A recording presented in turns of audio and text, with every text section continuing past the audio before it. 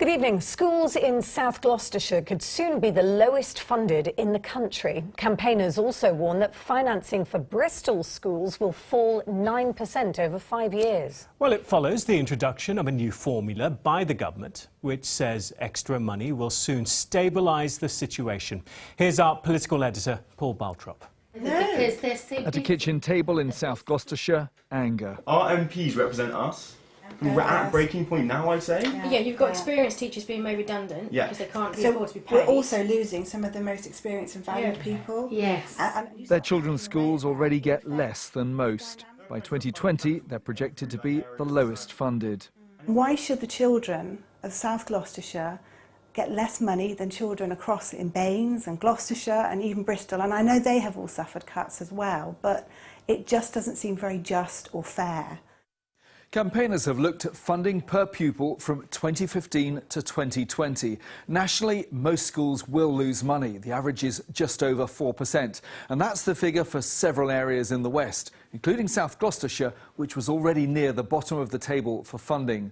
Bristol has historically been better off, but its 9% fall is the biggest in the region.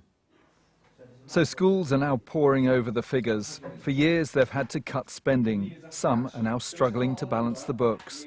The head of this academy is looking for further savings. I think in the 20 years that I've been teaching, funding increased and now it's being cut away again. His school is in the Cabot Learning Federation, which also runs academies in South Gloucestershire. Some will have to lose teachers. It can become very challenging. Around 80% of school budgets are on staffing, and so when we do have pinches, there's only so much savings we can make outside of staffing. It would have been worse, but for the announcement in July of an extra £1.3 billion for schools. That's left West Country Conservatives defending their government, but wishing for more. So I would hope that parents would recognise that there is additional funding coming in, and that is to be welcomed. Is it as much as we would all ideally like to see?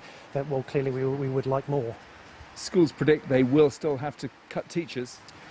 Schools, like every other part of the public sector, will have to be careful with every pound that they spend.